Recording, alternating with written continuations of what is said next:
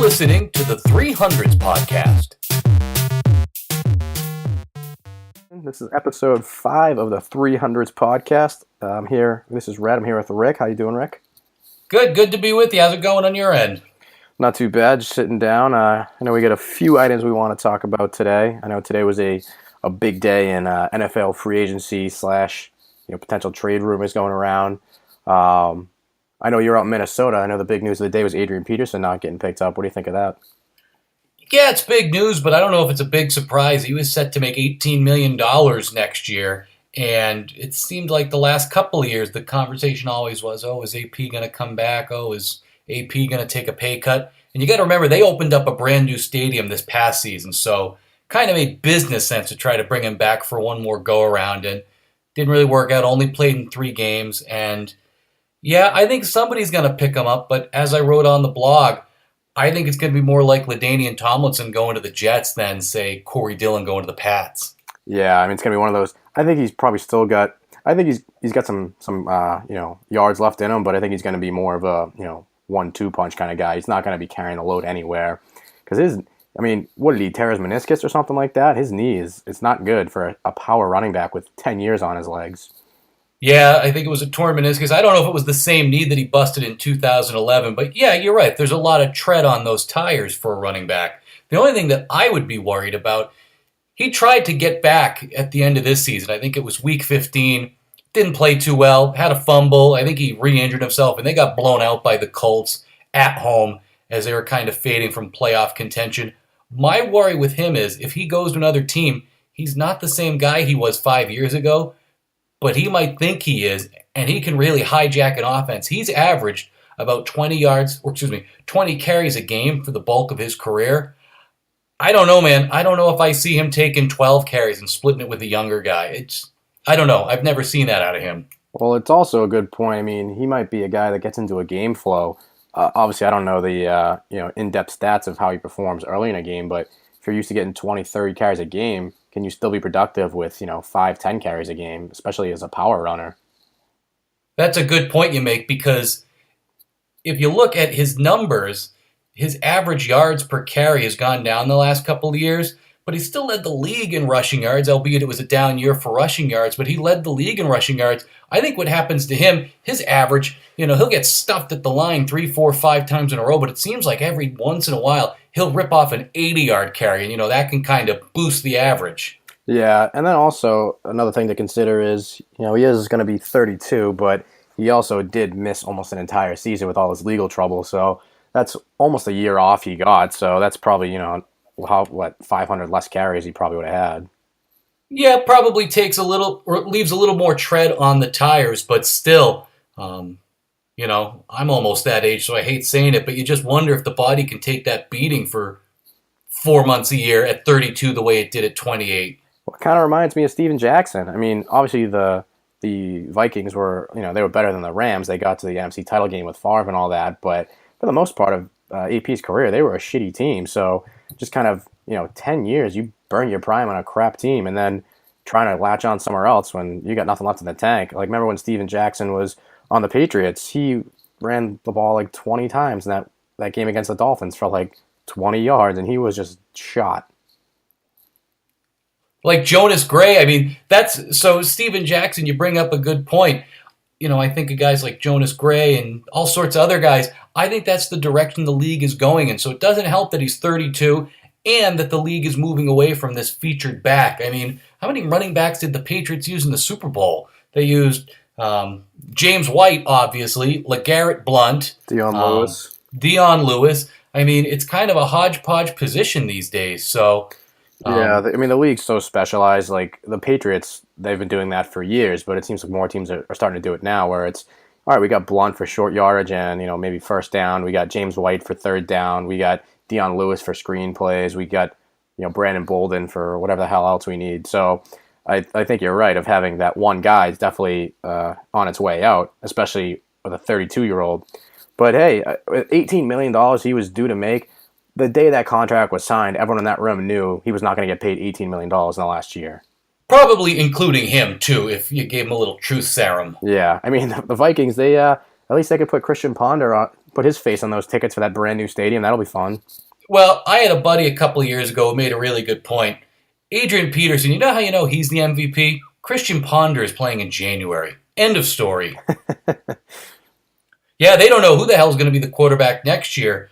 Sam Bradford is still in Minnesota. Teddy Bridgewater, it sounds like he might not recover as quickly as AP did. Yeah, I haven't really heard much updates on Bridgewater other than he might miss the season. Like, I never got the whole story. I just knew I heard it was the most disgusting leg injury of all time. What the guy not drinking his milk? What the hell's going on? Well, did I read somewhere that grown men were vomiting when they saw that happen? Yeah, the coach canceled practice. Like, people were horrified, and they just shut that shit down like they were late on the cable bill. And Zimmer, he's a different guy than Belichick. He's only been a head coach for the last couple of years, unlike Belichick, who's been doing it forever. We talked about this on the last podcast. That's why Belichick knows what to do in every situation. He's been in every situation 20,000 times. But, yeah, I feel like if that happened in New England, like it kind of did with Brady in 2008. All right, Tom who? All right, Matt, you're second. Get in there, Matt. I don't know who this Tom guy is, but we got a game to play. It just seems like that was the wrong way for the Vikings to approach it. Yeah, I mean, if you look at your commander and he's in tears, throwing up on the sideline, how are you supposed to react? Like, remember, who was it, Dick Vermeil, when Trent Green got injured? He was like, oh yeah, crying at the press conference. Yeah, I mean, the Vikings still got out to that. I believe it was a 5-0 start before they kind of faded down the stretch. But I thought Sam Bradford was a better quarterback than Bridgewater. But that could be just because I've seen Bradford a little bit longer than Bridgewater. Yeah, but, Bridgewater's in a tough spot now. Yeah, I mean, I'm not a big Bridgewater fan. I think he was okay. I know he made some strides his second year, but the guy, he's got hands the size of me. He can't throw a deep ball. He's got to wear gloves. Like, it's literally, a small guy like us with tiny hands. At least usually, like, you see a guy like Doug Flutie, he's got goddamn banana hands at 5'8", so that's why he could rip the ball around. I think the best case scenario for the Vikings is they get another good season out of Bradford. Bridgewater recovers, and then they're probably not going to get a first-round pick back that they had to give up for Bradford, but maybe they can spin one of those two guys off in a year or so and get back some picks, because that's a team that, needs help. A lot of teams out there need help. Broncos, Tony Romo going to the Broncos. You hear that? I think that would be the ideal fit for him. I mean, that or even Houston, but I just think Denver asks so little of the quarterback that he could slot in. And, I mean, when Romo's healthy, he's a top 10 quarterback, easy. And I know a lot of times we get wrapped up in fantasy stats, but the guy is money. He throws for yards, he throws for touchdowns. He's accurate. He hasn't led the team to the playoffs many times, but if I was Denver, I would take that guy tomorrow over shitheads like Paxton Lynch. Yeah, and you make a good point, the fantasy real football debate. Romo's probably always been a better fantasy quarterback than an actual quarterback, but, that's not entirely his fault. I think Denver could be a great place for him because despite Kubiak stepping aside, there'll be some structure there. Not that Jason Garrett isn't structured, but the circus that Dallas can be with Jerrytown and whatever you want to call it. But, Tony will be 37.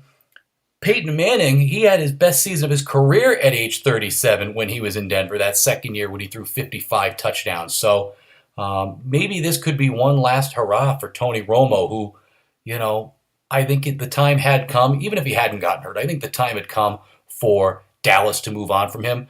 But that's not all Tony's fault. That's Dallas a little bit too, just being the circus that it is. Yeah, because, I mean, the only thing with Denver is I know the offensive line's not what it necessarily used to be. If you can keep him upright, I think he's money, but you don't want that guy running around. If he gets touched, if he gets hit hard, he might break in half, and that might just be the end of it. And it's so strange with Elway, but it seems like Elway hasn't really been able to bring in a good young quarterback, and he's just willing to play this merry-go-round with 36, 37-year-olds every couple of years. But hey, if you can do the Joe Gibbs thing and win 3 Super Bowls in about a dozen years with 3 different quarterbacks, who the hell cares?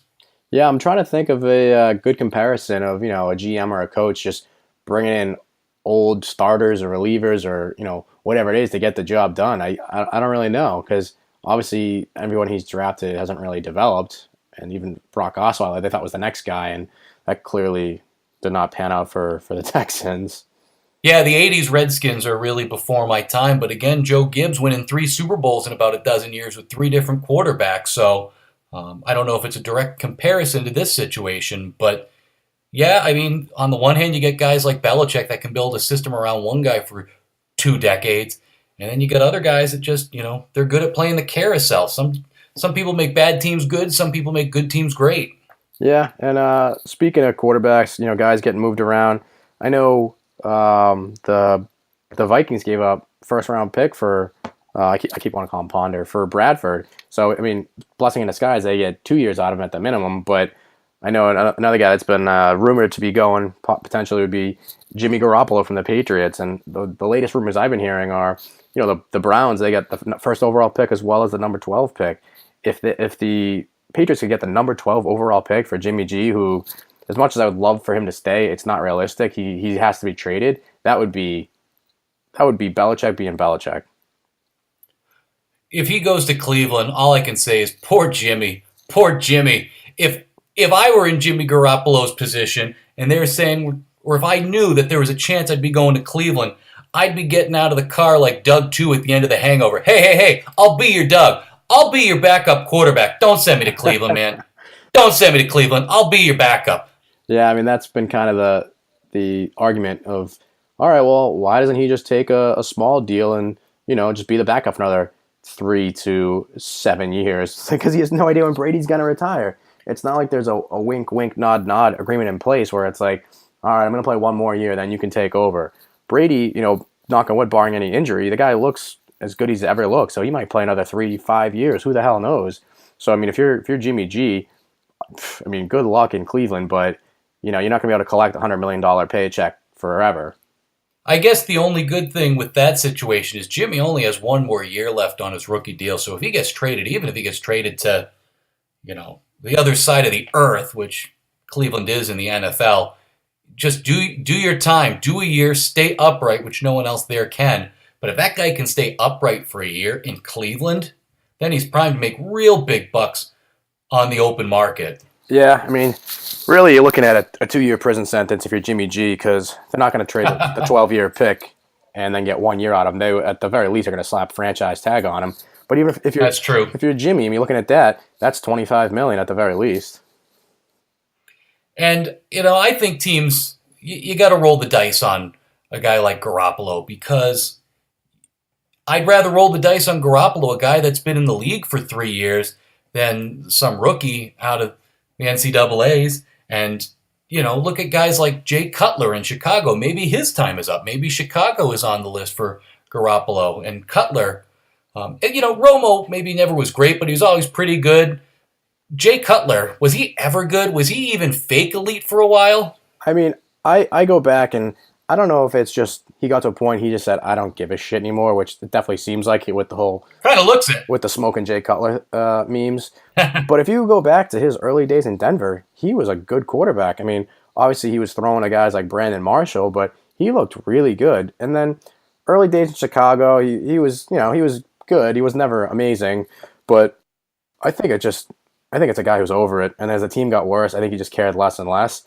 But no, back to the original point of, if you're the Browns and, you can trade the number 12 overall pick and still have the number 1 overall pick, why the hell not? What are you going to do? You're going to draft another project quarterback who's going to take 3 years? Look around the league. No kidding. Look around the league. If you don't have a, Andrew Luck, even Andrew Luck has not been what everyone thought it would be. But if you don't have the number 1 pick to draft a can't-miss stud quarterback, Cam Newton, stuff like that, you're taking a guy in the middle of the first round, late in the first round. That is a shot in the dark. Good luck. At least Jimmy G, you've seen NFL tape. He's been groomed under the best quarterback and the best coach in the league. And, worst comes to worst, it didn't pan out. Another first-round pick. Who gives a shit? You're the Browns. You're not going to be good anytime soon anyways. You might as well throw a dart. I was listening to Colin Cowherd today, and I know one of his long-standing arguments is, if you're an NFL franchise and if you don't have a good quarterback, even if you do, you should be drafting quarterbacks every year. You take one guy in the middle of the draft every single year, you're bound to hit on someone. Why not? It's the most important position in all of sports. You might as well burn one mid to lower round pick on it and just hope you strike gold. Yeah, I agree 100%. Another cowherd line that I hear a lot is if you can't be good, be interesting. It'll sell jerseys if they pick up Garoppolo. Yeah, I mean they'll update that picture with that jersey with the 30 quarterback names on it.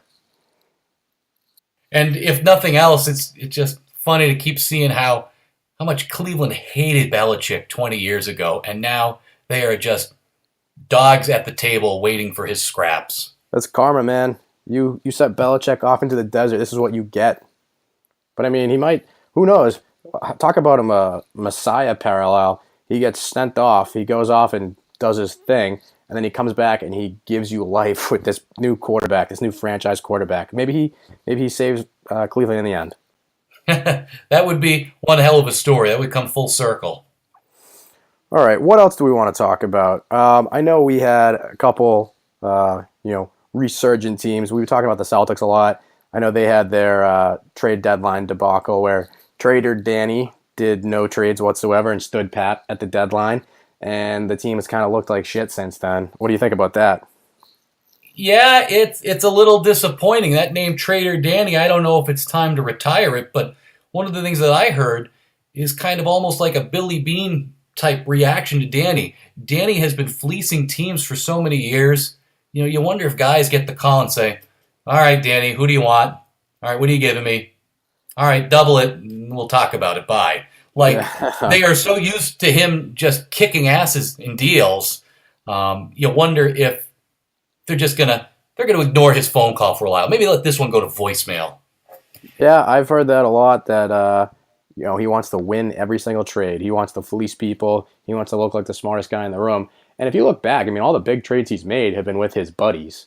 Like especially Yeah. the Garnett trade. I mean, that was his teammate back in the day. So I think trying to get someone like Paul George out of Indiana, I can just picture Larry Bird, old surly Larry Bird, be like, "What the fuck do you want?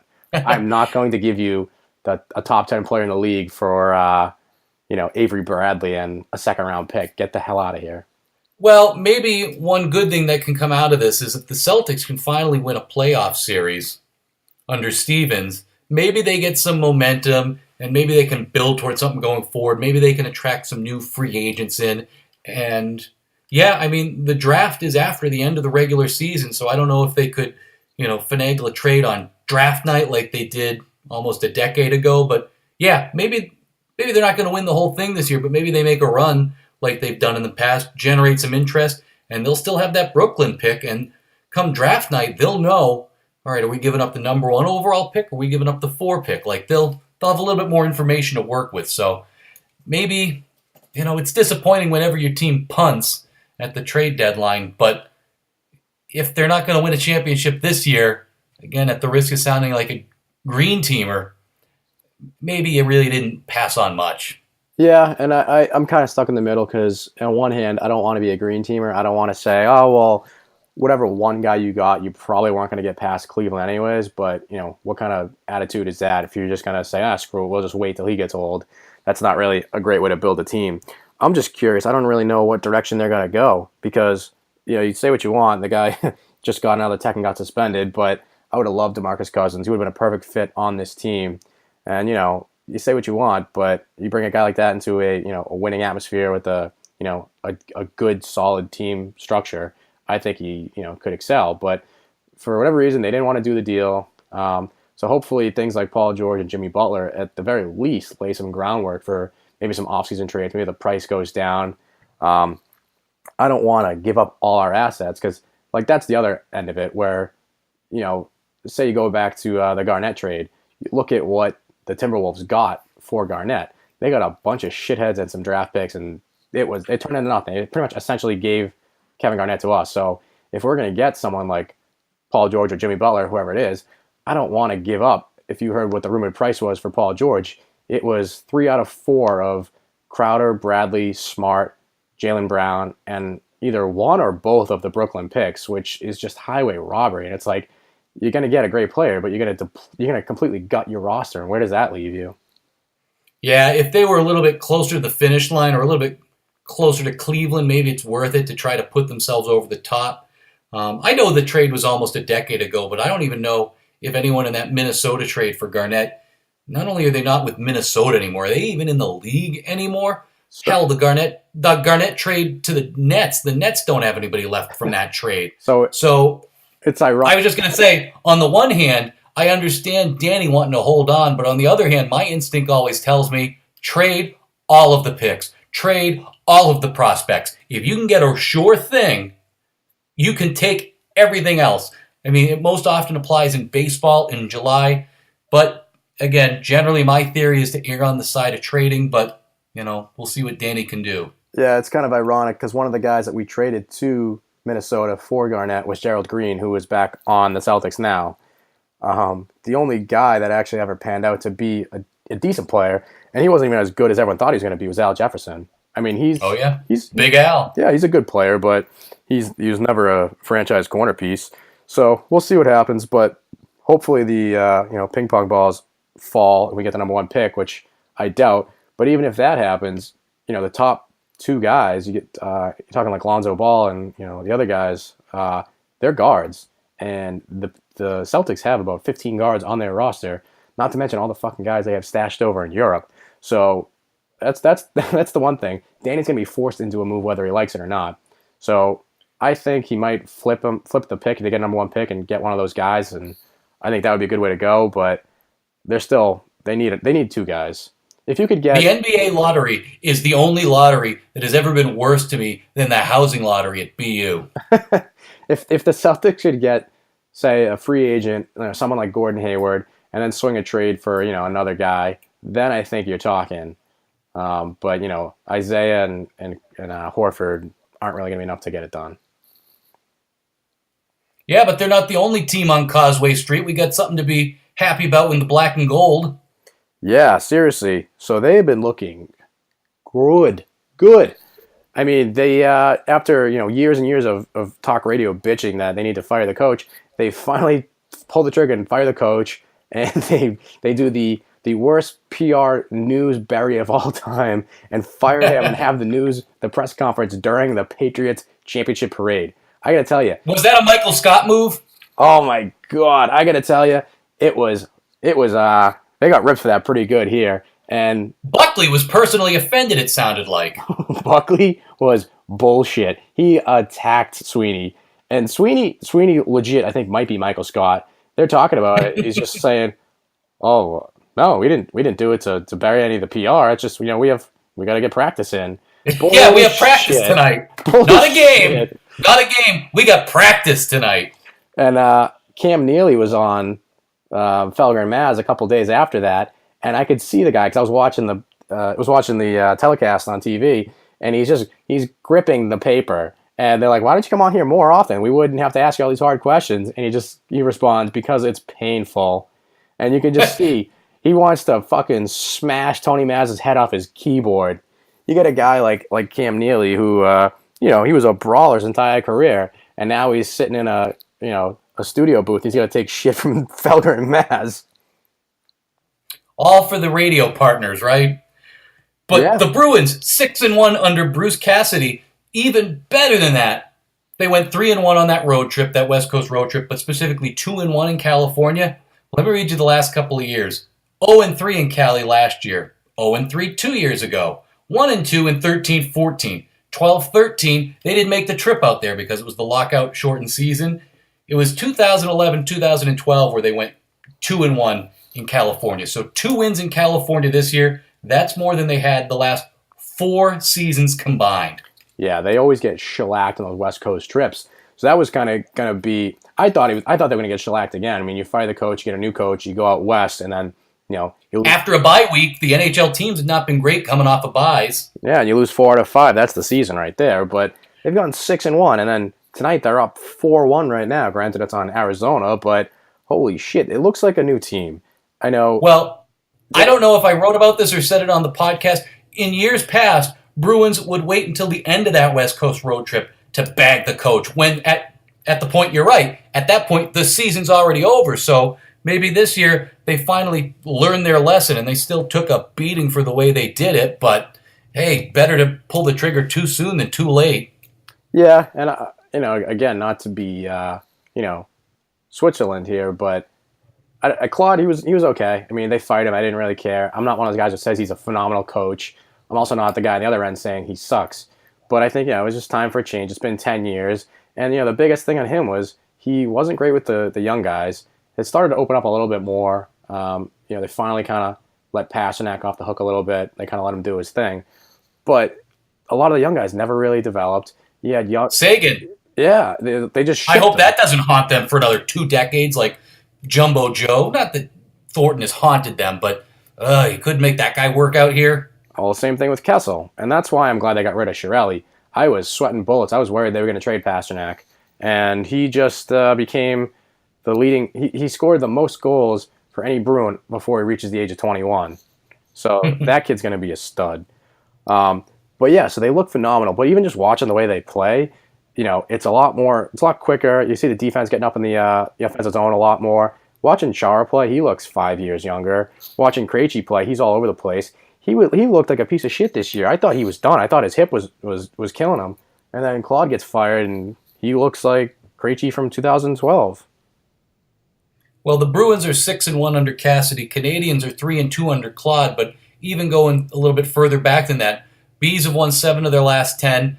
Canadians are 4-5-1 in their last 10. So the Bruins are slowly picking up ground, and I think it's important for them to finish 1, 2, 3. That way they don't get one of those wild card spots. If they get the wild card, they might get beaten by Washington in 5 games. But if they can finish second or third, maybe they beat Ottawa in a series. Playing the Canadians in the playoffs in the second round, I don't want to go as far to call it a coin toss, but that's a winnable series. You can steal a series against a heated divisional rival. And so, maybe you get shellacked in the Eastern Conference Finals, but hey, that's another month of playoff hockey. And Delaware North Company can sell a few more cups. Yeah, that's optimistic. But Bergeron was actually on Toucher and Rich this morning, and they were trying to get some information out of him. They were asking him, what he thought about Claude getting fired, and he was saying all the right things. He wasn't really answering the question. And then Rich says, "Well, maybe you're happy you got fired. Now the Canadians might not make the playoffs." Yeah, that move. It's funny how everyone got bent out of shape over that, and then a couple of days later, good luck with all that. Yeah, I mean, I got to say, I had quarter season tickets to the Bruins last year, so I think we had 10 or 11 games, and I think they lost 8 of them. They've just been one of the worst home teams. Back in the day when, they were challenging for the Cup, winning the President's Trophies, getting to the finals, they were impossible to play at home. I forget I got to look up the stat, but back in their heyday, when Sean Thornton and the whole crew was there, if they had a lead in the third period, they almost never lost. Lock it down. Yeah. And then looks like we are into spring training. I was watching a little bit of that today. Going to kind of mix a couple of topics here because the World Baseball Classic is also coming up. And I saw, we don't have a ton of guys. I saw someone like Rick Porcello I love Rick Porcello. I give him tons of credit for this, saying I couldn't fathom, going to World Baseball Classic after quote unquote eating a dick in the playoffs last year. Yeah, you can quote that. That's what he said. But then you get guys. Did he say that really? No, I just made that up.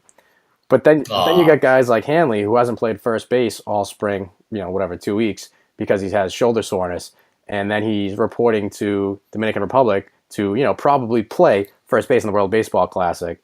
And I don't know, they must have read my tweet because Hanley came out today and said, "Oh, I'm going to talk to John. We're still deciding." I'm like, if you go over there, you go to fucking South Korea and you play first base and you get injured, I'm going to lose it. How many time zones over is that? The jet lag on that has to be. Which way do you go to South Korea from South Florida? Do you go west, do you go east? That's the other side of the earth. Yeah, I heard Bogarts left today and he had to take a 17-hour plane ride. Remember when the Red Sox opened their season in Japan? Oh, yeah. And they told the players, don't sleep on the flight. Don't sleep on the flight because you sleep when you get there so your sleep schedule doesn't get all thrown off. Yeah. Who falls asleep on the plane? The doctor or the clinician who said, don't fall asleep. That guy passed out with airplane bottles in front of him. So I remember waking up for that. I think it was 5 a.m.? I remember waking up for that and making pancakes freshman year of college. Menino, God rest his soul, he wouldn't let Game On serve beer at 6 a.m. I was a little disappointed. Son of a bitch. Guinness and eggs. the Olympics were threatening to cut baseball a couple of years ago. They did. Selig was trying to start something, trying to revive the game internationally. It looks like baseball is going to get back into the Olympics, but the World Cup of soccer, or even the hockey Olympics, this is not that. It looks arbitrary. It looks manufactured. It's a burden. It's stupid. It's trash because there's only like 3 or 4 good teams in the entire world. I mean, if you get outside the Dominican, the Caribbean, like Japan and the United States, there's not really many good teams. I mean, you got Italy. Like, why does Italy have a team? Remember Mike Piazza was playing Italy because his great-grandfather was Italian or some shit? Doug Mirabelli. Yeah, but there's the thing. There's no good way to do it because if you do it in April like they're doing it now, pitchers just asking to get hurt, and I haven't seen the numbers, but I'm sure the injuries are definitely higher with guys gassing it up in April out of nowhere. The only way to do it, you have to do what the NHL does for the Olympics. You got to just shut the league down for 2 weeks in June. That's the only way it's going to work without dudes blowing their arms out. You could use college guys in July. I know a lot of the college guys that aren't seniors. They play in the Cape Cod League, the New England League, leagues like that. Maybe use those guys once every 4 years. I don't know. I think if I were a 20-year-old kid, major league prospect, I get the option of playing on Cape Cod for the summer, or hey, I can go to Korea or some tropical destination. Maybe that's more appealing. Maybe you do for baseball what you used to do for the Olympics, like the 1980 team when it used to be those college kids. Hey, some of those guys on that team, Eruzione, people forget, he was out of school for 3 years before the 1980 Olympics, just never went pro. So maybe that's the way you got to go. I mean, the U.S. might not win it as often, but yeah, I mean, U.S. So be U.S. it. isn't going to win World Baseball Classic anyway. Yeah, true. But I mean, that's even what NHL is talking about, going back to using college players. Because I mean, I don't think a lot of guys want to do it. Baseball is probably a little bit different, but I just think the way it's set up now, I think it's forced. I think it's asking for dudes to get hurt. And if I'm a Red Sox fan, I don't want anyone playing that, especially my young good players. I don't think any fan of any team wants their good young players going to that. Like you said, it's just asking for bad news. Yeah, I mean, I remember watching it, and it's not really great baseball unless it's the finals. But I remember watching Canada play U.S. and Adam Stern hit for the cycle. I'm like, this is the quality of baseball we're watching right now. There's a name from the past. All right, yes. One other thing I wanted to touch on, all right, just quickly. Keeps coming up. Who's going to start opening day? It's got to be David Price. Has to be David Price, because out of the 3 guys that are candidates to start opening day for the Red Sox, Price is the one that would be most emotionally shattered if he didn't get it. Throw Price opening day. Porcello will understand. I think Porcello, to a man, knows. Yeah, he kind of stole a Cy Young award. He won the Electoral College, not the popular vote, to get that award. Sale's the new guy. Break up the lefties. Pitch him third. I think you got to go with Price. That's my hot take for the day. Did Price pitch opening day last year? I forget. I believe he did in Cleveland, right after a 1-day delay. I forget. I mean, I think it should be Porcello, just because I mean they both completely shit the bed in the playoffs, so it's not like anyone deserves anything. But you get a guy like that who actually seems to. His first year was terrible, but the second year he looked like a guy who wanted the ball. He looked like a gamer. I remember he was yelling at dudes on the mound. I'm like, oh, that guy looks like he's actually got some balls. And then he goes out and wins the Cy Young. And sure, you could say maybe he won the Electoral College, not the popular vote. I'm sure Kate Upton would love to get in on it. But I mean, he won the Cy Young. He was in the final, 3 to get the win. David Price was nowhere near that shit. You had like a 4 ERA, and I don't want to hand the guy anything. And you could say what you will of, he might be shattered if he's not the opening day starter, but that's not a good precedent to start going with. Well, I can't remember the last time John Farrell said to someone, yeah, well, tough shit. I mean, that's John Wayne for you, right? Yeah, when he's a pitching coach, he'll tell Clay Buchholz when he's 23, tough shit, but he won't do it now. But hey, maybe, with only a year or so left on his deal, maybe that guy starts to feel a little bit heat. He's not Dombrowski's guy. So, hey, we'll see. Yeah, I mean, I got to say the one thing, I am excited for Chris Sale, though. That's the one thing this team has been missing, an absolute psycho. You need a good crazy guy to win, and it doesn't hurt when that... Agreed. It doesn't hurt when that one crazy guy is an absolute stud, top 5 Cy Young finish the last however many years. I think he's going to be he might not be the quote unquote ace, but I think he might be the guy that slides into that role, kind of is that crazy hard ass. And you get guys like Price who can fall into the 2, the 3, and just kind of, shrug their shoulders and, pitch well behind the guy without having to be the man, even though you're making $30 million a year. Agreed. All right. Well, I think that's going to do it for today. Thanks, Rick, for your time. Everyone, thanks for listening to Good talking to you, Red. Yeah. Thanks for listening to episode 5 of the 300s podcast. We'll see you guys next time.